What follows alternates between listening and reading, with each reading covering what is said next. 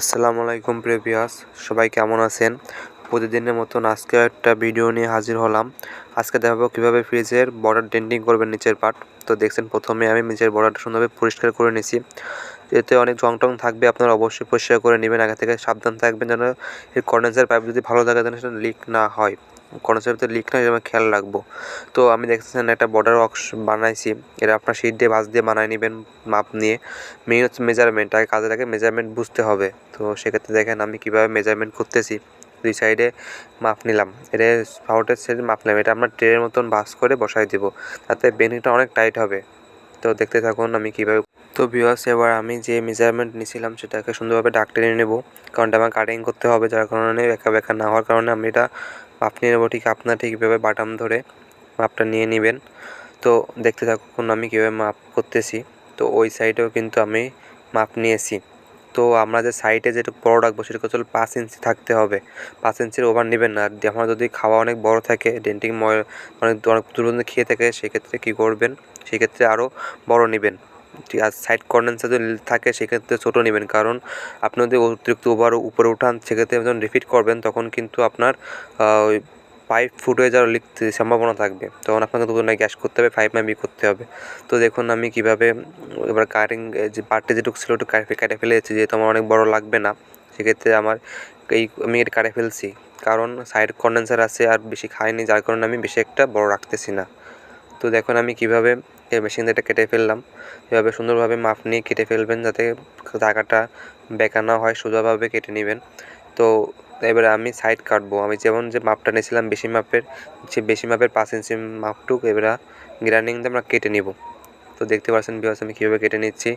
আগে ছিল ওই যে কেনিটা থাকবে, কেনি থেকে অর্ধেক কাটবেন। আমি যে 5 ইঞ্চির মাপটা নিয়েছি তার অর্ধেক কাটবেন।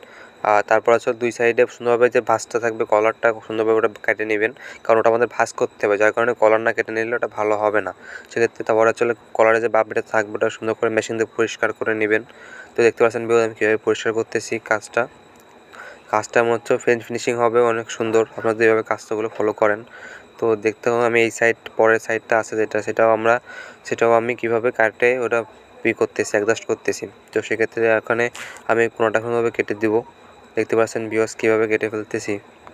আপনারাও ঠিক কীভাবে কাজ করবেন, ইনশাআল্লাহ আপনাদের কাজটা খুব ফিনিশিং আসবে এবং ভালো হবে।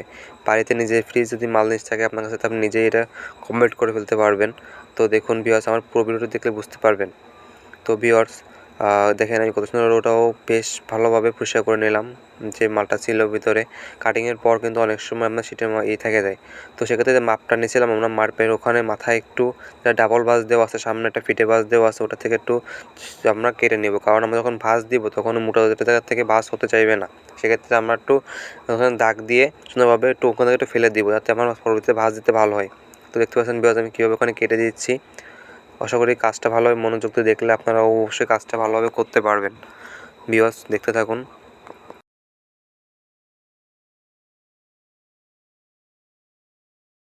তো ভিউয়ার্স আমি ওই সাইডের মতন এখানেও কেটে ফেলছি। দেখেন কীভাবে কেটে হবে, অবশ্যই ভিডিও দেখতেছেন, আপনারা বুঝতে পারবেন সহজেই। এবারে আমাদের কাজটা হবে এখানে মার্ক করতে হবে। আমাদের ড্রিলগুলো করব, মাঝখানে যে বড় রিপিটগুলো মারবো, তার জন্য আমাদের একটা মার্ক করে নিতে হবে। মার্ক না করে নিলে ড্রিল স্লিপ করবে, একটা দুর্ঘটনা ঘটবে। তো দুর্ঘটনা এড়িয়ে চলতে অবশ্যই সাবধান থাকবেন, এবং আমি যেভাবে দেখাচ্ছি সেভাবে করবেন অবশ্যই, তাহলে স্লিপ করবে না। তো আমি এভাবে মাপ নিয়ে ঠিক মতন করে নিলাম, একটু বেঁকা থাকলে সোজা করে নিলাম। এবারে দেখেন আমি কীভাবে ফুটো করতেছি মিনি ড্রিল দিয়ে। আপনারা চাইলে বড় ড্রিলটা করতে হবেন। এটা এখানে 1.8 বিট লাগবে, রিপিটের বিট 1.8 বিট, সেটা দিয়ে আপনার ফুটো করতে হবে। তো দেখতে থাকুন আমি যে মার্কগুলো করছিলাম সেগুলো ফুটো করে ফেলতেছি। তো দেখতে থাকুন, অবশ্যই দেখলে কাজটা বুঝতে পারবেন। তো আমার শেষ পর্যন্ত ফুটো করা শেষ। এবার একটু মোটা বিট নিয়ে একটু কলার বানাই দিব ওখানে, যাতে আমি যে রিপিটটা মারবো রিপিটটা যাতে ঢুকে যায় ভিতরে, যার কারণে আমি একটু কলারটা বড় করে নিব। তো ভিউয়ার্স দেখতে পাচ্ছেন কীভাবে আমি কলারটা বড় করে নিচ্ছি। আপনারা কিন্তু বেশি একটা চাপ দিবেন না, দিলে কিন্তু সম্পূর্ণ হয়ে যাবে। আপনি জাস্ট কলারটা মেরে নেবেন, যাতে আপনার রিপিটটা মাল ঢুকে যায়, সামনেটা ফিনিশিং থাকে, তাহলে কিন্তু গ্যাসকেটটা ফাঁকা হয়ে থাকবে। এবার আর তলে আমরা ফুটোগুলো করেছিলাম যেগুলো বাবরি থাকবে, আমরা সেগুলো সুন্দরভাবে পরিষ্কার করে নেব। এবারে মাথাটা ভাঁজ করে নেব, যাতে আমাদের ভাঁজটা দিতে ভালো আসে। আর যার কারণে আমরা স্ক্রুড্রাইভার দিয়ে মাথাটা একটু ভালোভাবে বাড়িয়ে নেব, যাতে ভাঁজটা ফিনিশিং দেখায়। হাতে ভাঁজটা ভালো হয় না অবশ্য, যার কারণে আপনারা এভাবে স্ক্রুড্রাইভার দিয়ে সুন্দরভাবে ভাঁজ দিয়ে নেবেন। যাতে আমার ভালো হবে। তো এখন দেখতে পাচ্ছেন আমি কীভাবে বাসটা দিচ্ছি। এবার হাতর দিয়ে বাড়িয়ে অবশ্যই ক্লিয়ার করে নেবেন। এবার ওই সামনেরটা দিবেন, আগে দিবেন তলেরটা, তারপর দেবেন সামনেরটা, তাহলে ভালো হবে, বিনুটা টাইট হবে। তো দেখছেন কীভাবে আমি উপরটা বসাই দিলাম। উপরটা অনেকটা ফিনিশিং দেখালো, তারপর একটু বাড়িয়ে নেবেন যাতে আপনার জিনিসটা ভালো হয়। তো এভাবে আস্তে আস্তে আস্তে বেশি জোরে বাড়িয়ে দিবেন না, তাহলে কিন্তু শীটটা ফুটো হয়ে যাবে। তো এখন আপনাদের মিডিয়ামভাবে বাড়াতে হবে। তো দেখেন কীভাবে বাড়িয়ে আমি কেনি করে ফেললাম সুন্দরভাবে। কেনিটা বানানো শেষ। এবার আমরা এখানে রিপিট মারবো, অ্যাডজাস্ট করে এটা রিপিট মারবো যাতে কেনিটা না নড়ে। এটা রিপিট মেরে নিব আমরা। সেক্ষেত্রে ড্রিল দিয়ে এটা ফুটো করে নিব আমরা ওইখানে সুন্দরভাবে। দেখতে থাকুন বিকজ কীভাবে ফুটো করতেছি আমি, সুন্দর করে এটা ফুটো করে নিব। সো এবার আমার পুরোটা করা শেষ। এখন আমি এটা রিপিট মারবো। এবারে দেখেন কীভাবে, তার আগে একটু মলেটা সামনে থাকলে পুষা করে নেব একটু। এবার রিপিট গানের এটা রিপিট নিয়ে এবার আমি রিপিট মারতেছি। তো দেখতে থাকুন কীভাবে রিপিটটা মারতে হয়। তলা থেকে দিবেন যাতে তলা, আমি যদি উপর থেকে মারি তা সেক্ষেত্রে সামনে একটু মোটা হয়ে যাবে, যার কারণে আর কি টেকনিকটা ঢুকতে চাইবে না। তো সেক্ষেত্রে আমি ভালোভাবে ঢুকাই দিয়ে এখন কীভাবে টাইট দিয়ে দিচ্ছি, টাইট করে কেটে দিচ্ছি। হ্যাঁ, এবার এটা একটা শক্ত পাতের উপর দিয়ে হাতর দিয়ে বার হয়ে এই জায়গাটা একটু বেঁকায় নেবেন, মানে বসায় নেবেন। রিপিট জায়গাটা বসাই দিয়ে যেমন রিপিটটা বসাই দেবেন এখানে। বসাই দিলে হবে কি, আপনার জিনিসটা একটু চাপে গেলেও আপনার কাজটা করতে ভালো হবে। এবার এখানে কটা ফুটো করে নেবো, যে তোমার সাইডে এটা কটা রিপিট মারতে হবে, যার কারণে আমরা আগে থেকে ফুটো করে নেবো এখানে। দেখেন কীভাবে গাইস কীভাবে ফুটো করতেছি। আপনার আমার কাজটা সঠিকভাবে ফলো করবেন, তাহলে আপনারা খুব সুন্দরভাবে কাজগুলো শিখতে পারবেন। তো আমি কিন্তু ইউটিউবে নতুন, সবাই আমাকে একটু সাপোর্ট করবেন যাতে আপনাদের সামনে আরও ভিডিও আনতে পারি। আপনারা সাপোর্ট করলে আমার কাজের উৎসাহিত বাড়ে, যার কারণে সবাই একটু সাপোর্ট করবেন আমাকে, বন্ধুবান্ধবদের শেয়ার করে দিবেন। আপনাদের কিছু করা লাগবে না, জাস্ট আমার ভিডিওগুলো দেখলে আপনারা কাজটা সম্পূর্ণভাবে শিখে যাবেন। আর আপনাদের যদি কোনো সমস্যা থাকে সেক্ষেত্রে আমার কমেন্ট বক্স খোলা থাকবে, কমেন্ট বক্সে জানাবেন। আর যে কোনো সমস্যা দিয়ে আমার ফেসবুক আইডি লিঙ্ক থাকবে ডিসক্রিপশনে, অবশ্যই করবেন। তো দেখতেছেন এভরিওয়ান আমার কিন্তু ফুটোগুলো করা শেষ। তো এক্ষেত্রে আমার এই সাইড আবার ভাঁজ করে নিব সুন্দরভাবে, আগের যেমন আগেবার যেভাবে ভাঁজ করেছিলাম এবারও ঠিক আমরা এইভাবে ভাঁজ করে নিব।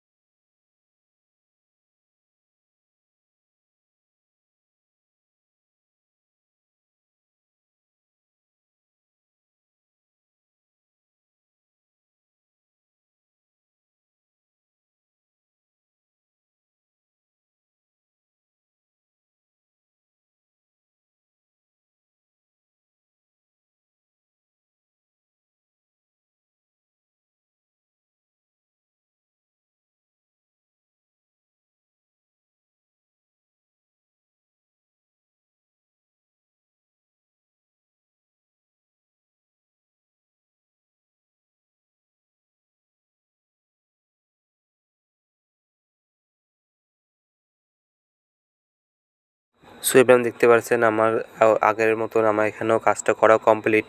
তো এখন আমরা এখানে আর একটা রিপিট মেরে দেবো যাতে জিনিসটা টাইট থাকে। তো দেখতেছেন এবার আমি কীভাবে করতেছি। এটা কিন্তু আপনারা যখন অনেকে ডেন্টিং করেন শুধু মাঝখানে একটা বর্ডার এভাবে সাইডে দেয় না, যার কারণে আপনার টাইট হয় না। যে আপনাদের এক্সট্রা এখানে কোনো আর ছালাই দেওয়া লাগবে না, কিছু করা লাগবে না, খুব সহজে এভাবে ডেন্টিংটা করলে কিন্তু আপনারা সহজেই কাজটা কমপ্লিট করতে পারবেন। অনেকে করে কি, আপনার খালি একটা বর্ডার ভাঁজ দেয়, সাইডে ভাঁজ দেয় না, এরা সাইডে পটি মারে। তো পটি মারার থেকে আমি মনে করি এটা করা ভালো, তাতে আপনার মাঝখানে বর্ডারটা খুব টাইট হয়, প্লাস জিনিসটা একবারে অ্যাডজাস্টভাবে একবারে হয়ে যায়। তো অনেক সময় দরজা ভারী থাকার কারণে অনেক সময় ডেন্টিং খুলে যায় শুধু প্লাস্টিকের উপর মারলে। আর এভাবে করলে যতই ওজন হোক না কেন অবশ্যই খুলবে না, আর এটা 100% গ্যারান্টি খুলবে না। আমি এভাবে ফলো করি কাজটা, কারণ এটা আমার কাছে ভালো মনে হয়। আর এক একজনের মিস্ত্রির কাজ এক এক রকম, তো আমি মনে করি এটা করা ভালো। আমি নিজেভাবে তৈরি করেছি কাজটা, আমি নিজের ব্রেন খাটাই এটা আমি তৈরি করছি। তো আপনারা যদি এভাবে ফলো করেন আমার মতন, সেক্ষেত্রে আপনারাও কাজটা ভালোভাবে শিখতে পারবেন এবং অন্যকে শেখাতে পারবেন। তো আমি আগের মতন এখানে ওই পাশে একটা ডিল করে নিচ্ছি যাতে এটা করা যায়। এবার হাতে বেড়া সোজা করে নেব আমরা বারোই, কারণ অনেক সময় ডিল করার সময় বেঁকায় যেতে পারে, সমস্যা হতে পারে। আমরা এখন আমরা গ্রাইন্ডিং দিয়ে যে ড্রিলগুলো করেছিলাম ওগুলো মাথাটা সমান করে দেবো, যাতে অনেক সময় ড্রিল করলে মাথাটা বড় হয়ে যায় বা ভিতরে যে ময়লা থাকে এগুলো বেরিয়ে আসে সামনের দিক থেকে। তো সেক্ষেত্রে আমরা ওটা পরিষ্কার করে নেব। পরিষ্কার করা কমপ্লিট, আমাদের আবার দেখতে পাচ্ছেন ডেন্টিংটাও কমপ্লিট। তো এভরিওয়ান, নেক্সট পার্ট পেতে অবশ্যই চ্যানেলটাকে সাবস্ক্রাইব করুন, লাইক করবেন এবং শেয়ার করবেন।